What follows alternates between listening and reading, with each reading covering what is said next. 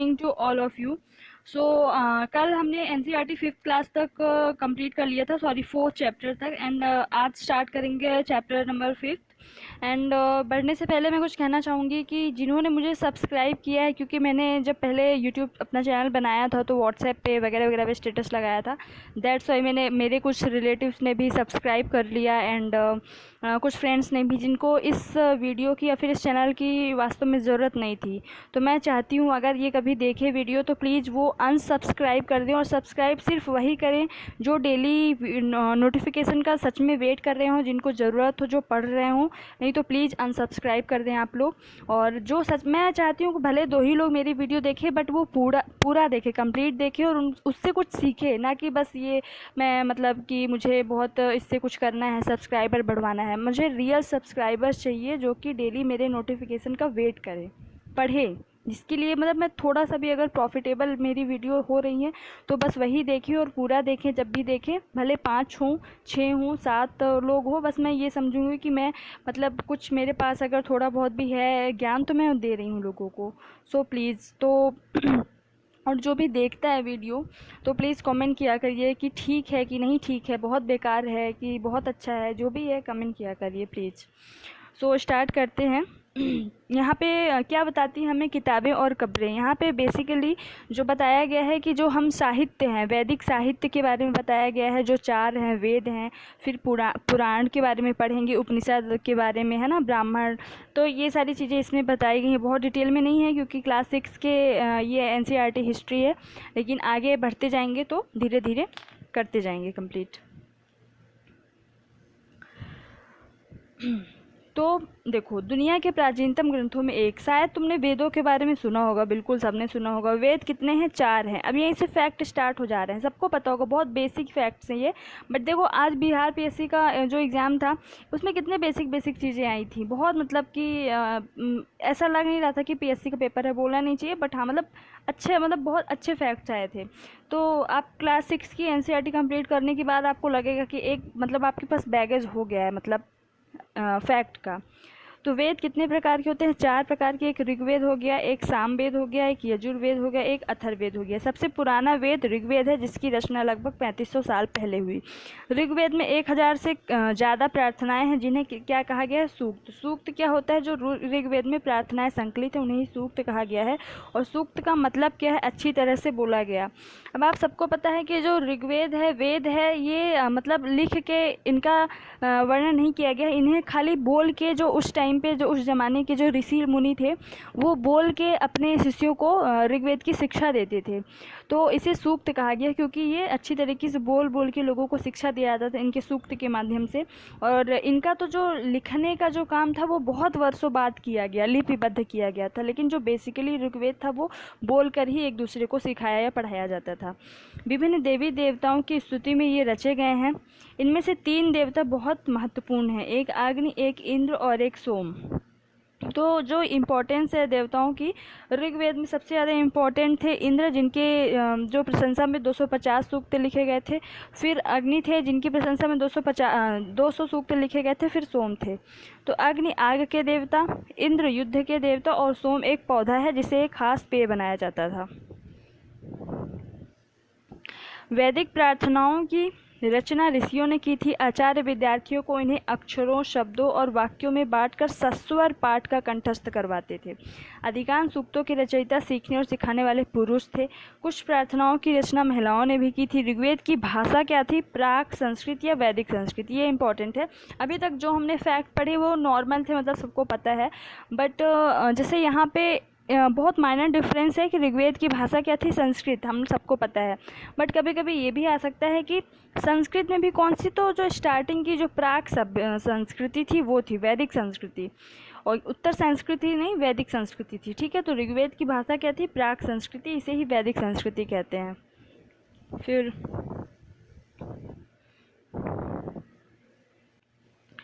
अब जो संस्कृत है भाषा, जो संस्कृत भाषा है वो किस परिवार का हिस्सा है? जो हम आप सबको पता होगा कि चार भाषा के कितने परिवार है? चार हैं। और जो हमारी हिंदी है, संस्कृत है, या फिर जितने भी मतलब मोस्टली भाषाएं भारोपीय परिवार की होती है ना। तो संस्कृत भाषा जो है भारोपीय, भारत और यूरोप का जो मिक्स होता है भारोपीय भाषा परिवार का हिस्सा, बस इतना याद रखना है संस्कृत इसमें से। फिर अब इतिहासकार ऋग्वेद का अध्ययन कैसे करते हैं?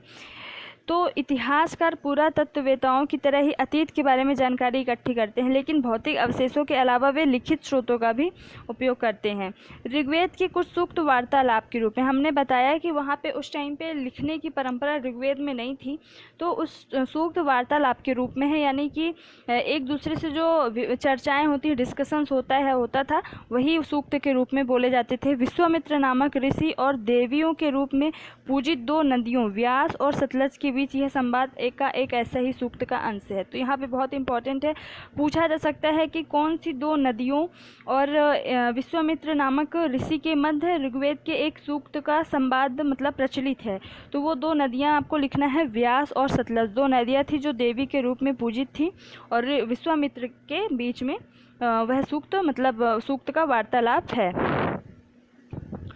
फिर देखो ये भोजपत्र है ऋग्वेद, ये पांडुलिपि है जो भोजपत्र में लिखा जाता था। ऋग्वेद का पांडुलिपि का एक पन्ना है ये, जो पहले ही शायद मैंने फर्स्ट या सेकंड चैप्टर में कराया था कि भुर्ज वृक्ष की छाल पर लिखी है पांडुलिपि कश्मीर में पाई गई थी, और लगभग 150 वर्ष पहले ऋग्वेद की सबसे पहली बार छापने के लिए इसका उपयोग किया गया था।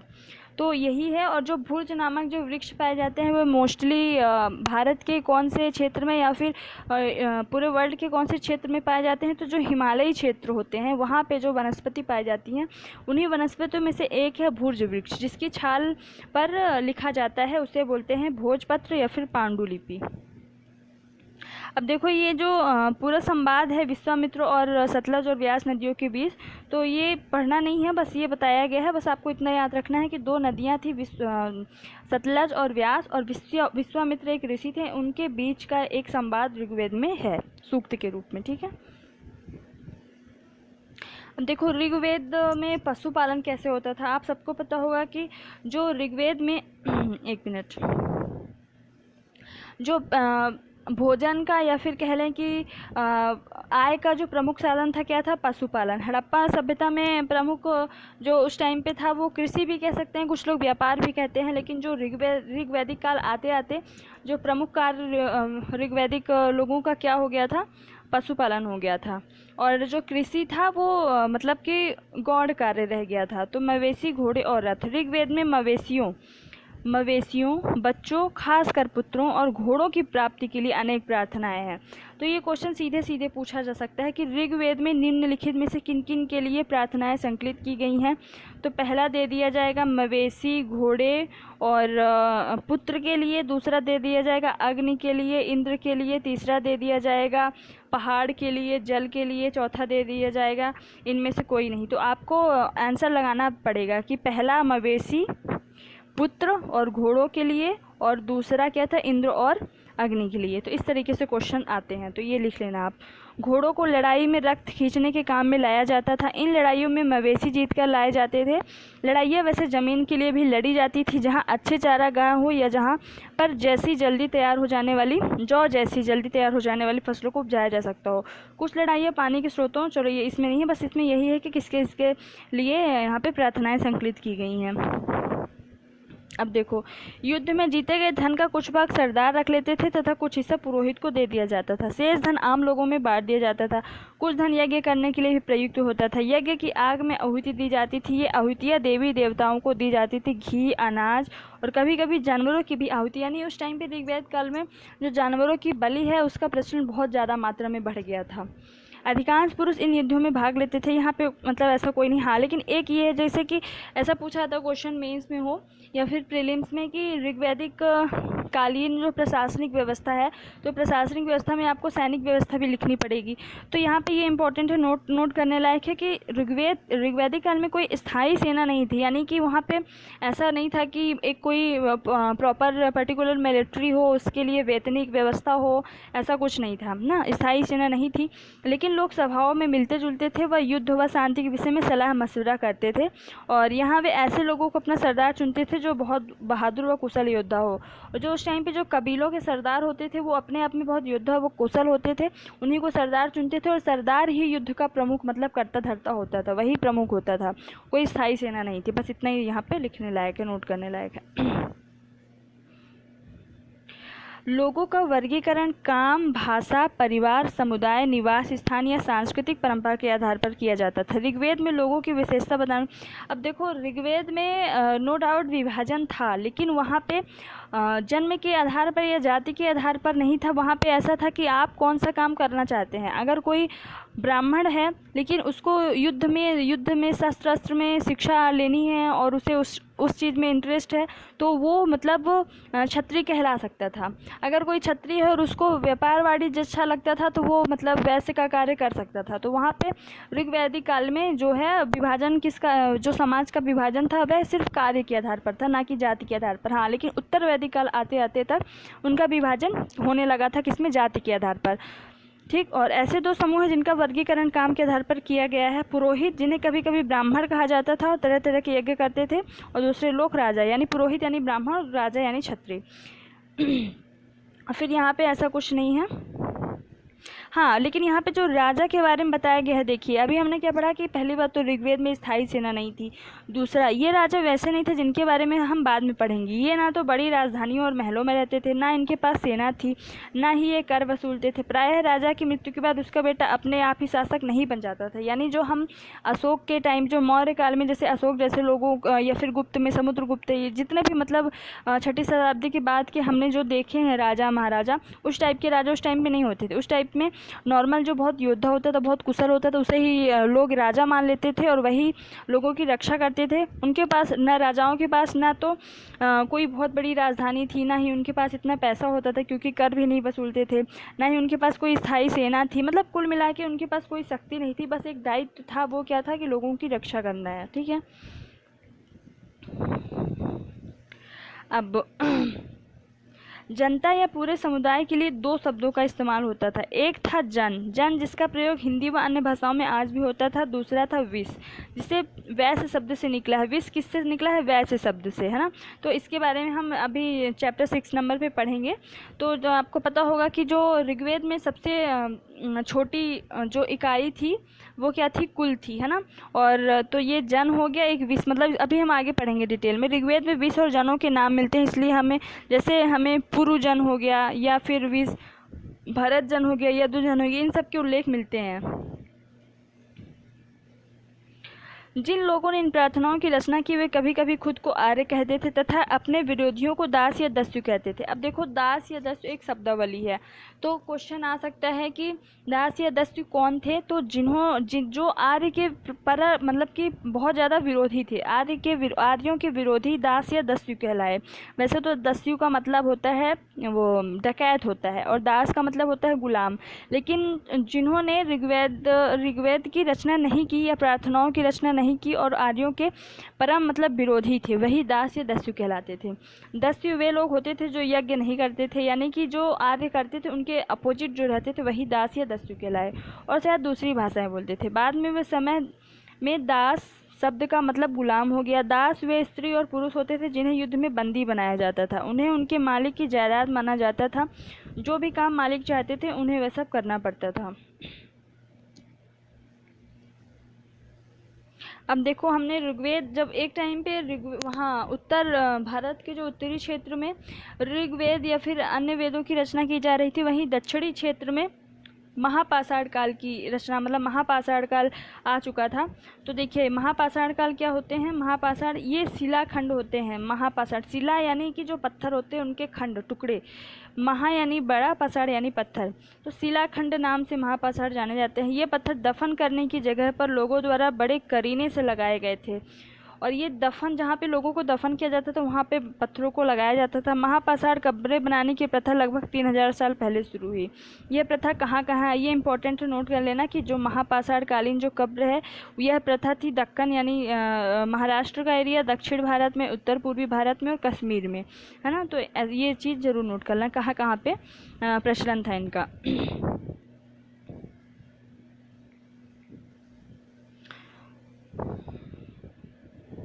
यहाँ पे चित्र प्रदर्शित किया गया है। देखिए ये जो मेन कब्र हो गया, ये चारों तरफ ये जाने के लिए ये गोल पत्थर हो गए और ये महापाषाण हो गया, है ना।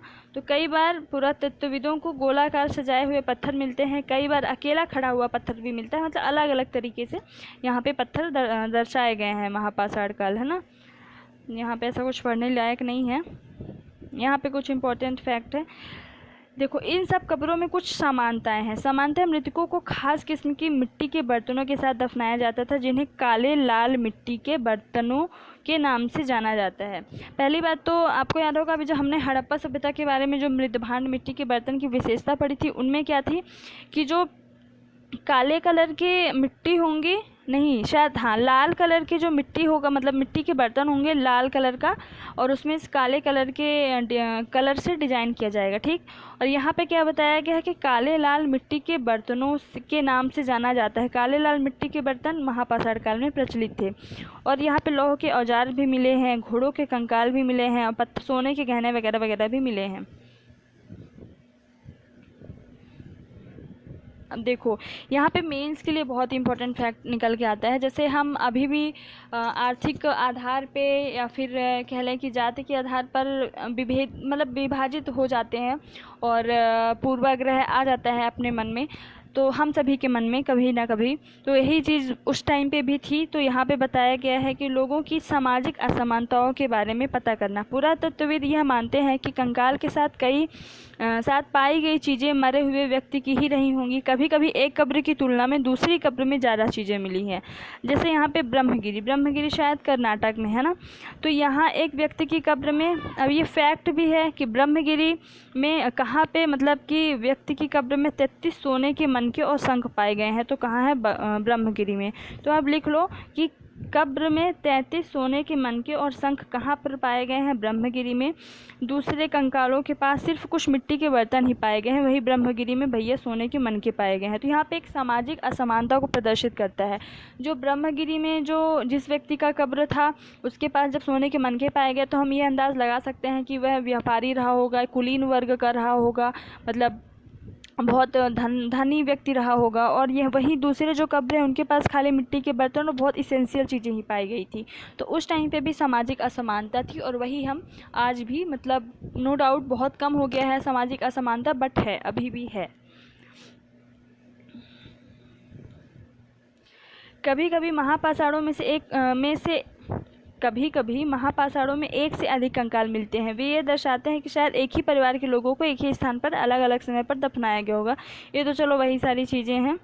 अब देखो इनाम गांव के बारे में बहुत इंपॉर्टेंट ये एक है फैक्ट। एक मिनट, पहली बात तो इनाम गांव कहाँ है, तो भीमा की सहायक नदी घोड़ क्या है, एक नदी है, घोड़ किनारे की एक जगह है। प्रीलिम्स में सीधे पूछा जाएगा इनाम गांव किस नदी के किनारे है, तो घोड़ नदी के किनारे है। किसी को पता था क्या ये चैप्टर पढ़ने के पहले कि घोड़ एक नदी का नाम भी है?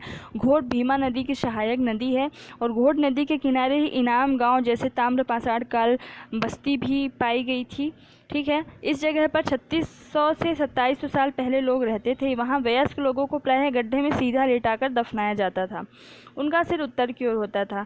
कई बार उन्हें घर के अंदर ही दफनाया जाता था। ऐसे बर्तन जिनमें शायद खाना और पानी हो दफनाए गए शव के पास रख दिए जाते थे।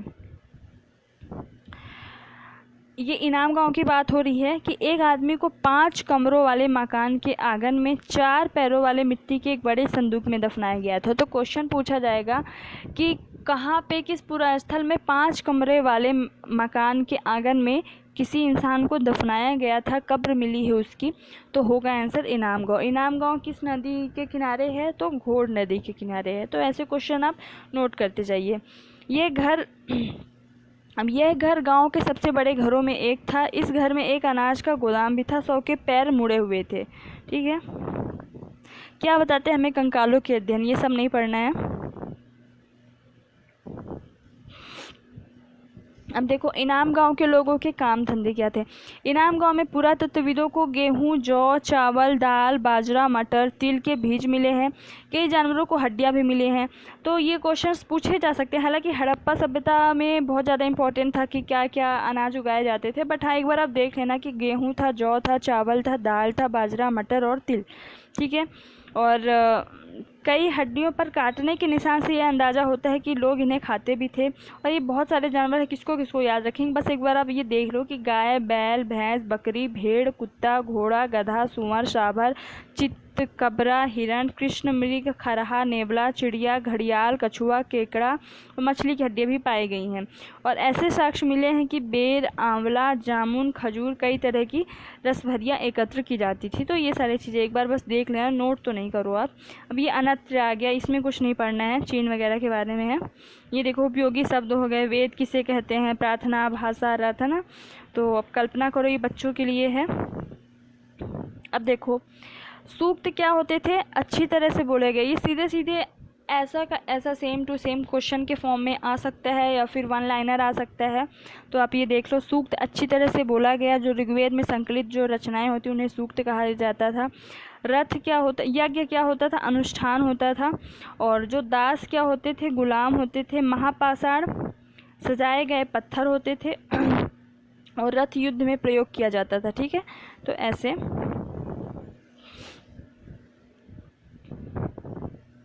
ये एक बार ये खाली स्थान आप लोग देख लेना, ठीक है। बच्चों के लिए इसलिए अब करना नहीं है ऐसा कुछ, क्योंकि इम्पोर्टेंट इतना नहीं है, बस हो गया, ठीक है। हाँ देखो यहाँ पे जैसे कि एक बार हम जब सोचेंगे ना कोई चीज़ें, तो माइंड आपका डेवलप होगा। अब आप ये सोचिए कि आज हम जो किताबें पढ़ते हैं ऋग्वेद से कैसे भिन्न है। आप लगभग 2 से 3 सेकंड लेके आप सोचिए कि आज हम जो नॉर्मली बुक्स पढ़ रहे हैं और जो ऋग्वेद कालीन जो ऋग्वैदिक जो साहित्य पढ़े जाते थे वो कैसे भिन्न था, आया किसी के माइंड में। देखिए जो हम आज किताबें पढ़ रहे हैं वो सीधे छपी छपाई हमें किताबें मिल रही हैं, लेकिन जो ऋग्वैदिक कालीन जो साहित्य पढ़े जाते थे वो सिर्फ बोलकर, जैसे कि मैं आपको खाली बोलकर, ये बुक ना लाके सिर्फ मुंह से बोलकर और आप सुनकर उसे ग्रहण कर रहे हैं, वो ऋग्वैदिक कालीन में पढ़ाई होती थी। और जो आज हम बुक से पढ़ रहे हैं, बुक हमारे सामने लिखे फॉर्म में है, लिखा हुआ है और हम उसे पढ़ रहे हैं, तो यही अंतर था, ठीक है। अब ये पुरातत्व कब्रों में दफनाए गए लोगों के बीच सामाजिक अंतर का पता लगाएं। हमने बता दिया कि कुछ कब्रों में सोने के मनके पाए गए तो कुछ में नॉर्मल मिट्टी के बर्तन पाए गए। तो ये हमें सामाजिक असमानता को दर्शा रहा है कि कुछ लोग बहुत धनी थे और तो कुछ लोग एकदम, मतलब कि यहाँ पे आर्थिक विभिन्नता, आर्थिक विषमता को दर्शाया गया है ना। एक राजा का जीवन दास या दासी के जीवन से कैसे भिन्न होगा, तो राजा जो है वो आलीशान शहर में रहेगा, नौकरों दासों के बीच में रहेगा। जो दास है उसको राजा की दिन भर सेवा करना रहता है। तो यही सारी चीज़ें हैं बस। तो ये चैप्टर 5 जो है कंप्लीट हो गया है।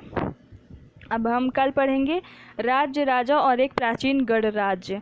तो कल नया चैप्टर स्टार्ट करेंगे। ये लगभग कितने मिनट में हो गया, 22 मिनट में। Okay, so thank you. जय हिंद, जय भारत।